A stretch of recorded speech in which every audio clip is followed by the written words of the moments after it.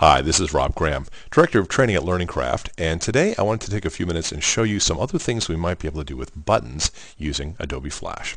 Now, in this case, what we really were thinking about doing is creating something that allows us to take the functionality that buttons offers us and use it in a slightly different way. Let me show you the example of what we'll be working on right now.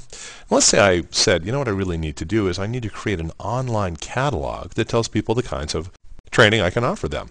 So by creating something that I can put into my web page, for example, this type of an object, and then have people interact with it, as you roll over each one of these areas, it gives me a little bit of information about what each course offers me. Okay, so it's a very simple thing to do, and this is all done, by the way, without any type of programming, which makes it even more enjoyable. And as you'll see, it's actually quite easy. To begin with, we have a kit that you can use for this, and if you're interested in following along at home, you can go and pick up the kit at www.learningcraft.com/flashkits/ in this case you're looking for a file called catalog.zip. Now in this project, what it offers you is an opportunity to put together this catalog as we see it here. And if you look in the library, we have a series of thumbnails which show us the packaging for each one of the software offerings, as well as a text block which corresponds with each one of these, which explains what the benefits are and why you would want to be able to take this course. To begin with, we really need to do a little bit of work to take these graphics and convert them into something that we can interact with. So I'm going to start by going out here and arranging content onto my stage. In this case, I'm going to go and start with the action script box. I'll just pull it out here. As you can see, it's rather quite large, and I'm going to do the same thing for the Beyond Foundational Flash package, as well as the Camtasia training package, as well as the Foundational Flash. Okay, so we have these four items. Now, obviously, they're way too large for the purposes of fitting here onto the stage, but one of the things we can do is we can resize these things so that they're all consistently sized, and we'll be able to put them together. And to do that, if I click on each one of these, I can look down here in my Properties window, and it gives me some information about it. First of all, it tells me the width of the object I've selected in pixels, as well as the height of the object.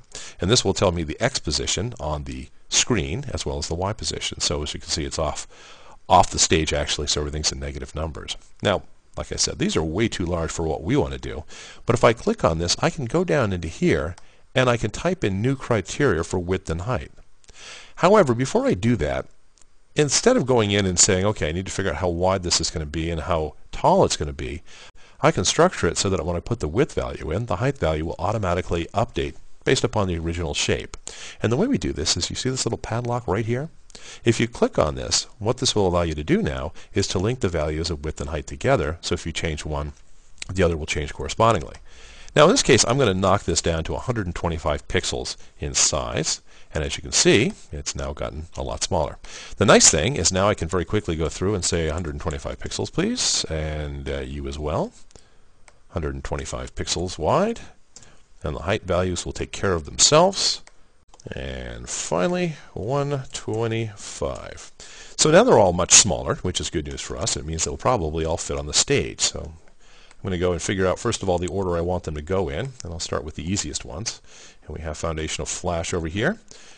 That's an introductory Flash course. And then we have a intermediate Foundational Flash, Beyond Foundational Flash. And then finally, there's an introduction to Foundational Action Script, learning about how to write programs in Flash. And I can go in here, and if I want, I can select all of these objects and go over to my Align tools and just make sure that they're all aligned by their top edge. And the nice thing about this design is you can see it brings a nice consistent background, so it looks like they're all really sitting on the same plane, which is very handy for us. So now we have, in essence, four graphics that we've stuck up here. But that's not going to help us, because in order for us to interact with these graphics, we need to make them into something we can interact with. And in this case, we want to convert these guys to buttons. Now, if you're unclear on how to create buttons in Flash, I encourage you to go look for some of the button basics programs that I've created that are sitting somewhere here on YouTube to help you to understand the fundamentals of buttons. We're going to be reviewing some of it, but this might help you to have a better understanding as we go into it. To create this into a button, for example, this object, I'm going to take the Foundational Flash box, and I want to make it into something I can interact with. So to do that, I'm going to go up here to my Modify menu, and I'm going to select Convert to Symbol. Now it gives us an option of various things we can convert to. In this case, I say I want to take this and I want to make it into a button. and I will just call this, in this case, FF button. That stands for Foundational Flash. And there it is. And I click OK. Now you'll notice what has changed here is this object now has a bounding box around it compared to a gray outline, as these do. And this is telling me that it has also been added to my library and is now being saved as a symbol. In order to create a button, what I need to do is double click on this guy and go down into its timeline. Now what this is showing me is what the up state of the button is, and that's the original artwork that I created. Now we can always go in and change that if we want, but in this case it's really going to be perfect because this is what we want to have on our web page when nobody's interacting with the button. We also have an overstate, and an overstate in this case will be the artwork that is changed to in the event that someone rolls their mouse over this area. And the downstate, likewise, if somebody were to press their mouse button down on the area that represents the button, then we could have it changed to something else as well. Now to begin with, I want to use the graphic that we're using for the up portion of the button as a part of the over and down states as well. So what I'm going to do is I'm going to go to the overstate, and if I right click on this frame here, I can go and select Insert Keyframe. Now what this does is it goes back to the last keyframe in the timeline and it copies it to the new position. So all I've really done is taken this graphic of the box and I've copied a version here to the overstate. Now for this example, what I really want to do is I want to have something that happens when the user rolls over the button. I don't really need to have any type of state change to the object itself. It can sit here and you're going to understand as you roll over each one of these that something's changing because we're going to have different information appearing. So I really can use the same up, over, and down states all the way throughout. Let me go to the down state here. And once again, if I don't want to go and right click it and select Insert Keyframe, I can get the same results by pressing my F6 key. So it goes. Now up, over, and down look a lot alike, and you know what? The hit state for this particular button, I want it to be pretty much the bounding area that represents the button right now. So I'm going to go and if I hit F6 one more time, now we're going to be using the parameters of this square to determine where the outline of the button is. And that's fine for what I'm doing. Now there's one more thing we do want to do in here, and that is I want to go in here and I want to make sure that we have additional content that will appear here, because basically as we roll over each one of these, I have some text that I want to have appear down here.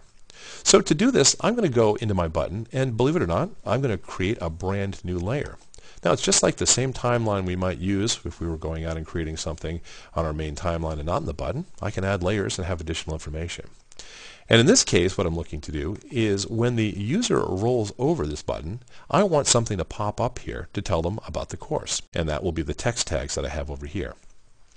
In order for me to place this into the overstate here, I'm going to first of all put in a blank keyframe, which I can do by either right-clicking and selecting Insert Frame, or I can go in and press the F7 key, which will do the same thing.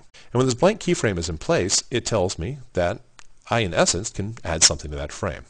So in this case, I'm going to go here and I'm going to select the text that I have for Foundational Flash, which is FF text, and I'm going to drag it into position.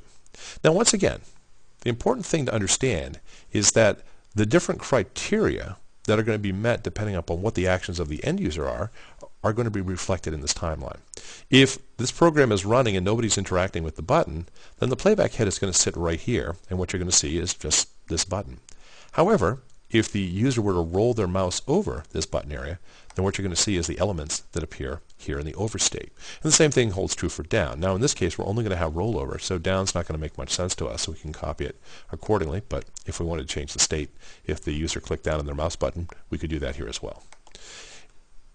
And I'm going to go and place the content right there. So there we go. And once I'm all set, it's really just a matter of going and saying, okay, I'm done. Now there's one thing we will do here. We really only want to have the text appear as the over and down states. For the hit state, I'm going to go in here and I'm going to press F7 to put in a blank keyframe. That means that the hit state is still going to be just this area. If we were to leave this in here, then anytime anyone rolled over this area as well, it would think it was part of the button and it would end up highlighting itself. Okay, so there we go. Fairly straightforward. I'm going to go back to scene 1. And now we can go and test this button to see how well it works. And I can go in here and say enable simple buttons. And now if I go and click or roll over this guy, then what happens is when it goes to its overstate, it also ends up showing off the text that we've placed in that frame as well. See? Feel free to give that a try. And as always, if there's anything those of us at Learning Craft can do to help you out with training for multimedia development, application training, or online marketing, please let us know. We're happy to talk to you anytime. You can reach us on the web at www.learningcraft.com. This is Rob Graham. Have fun with it, and I hope to see you real soon.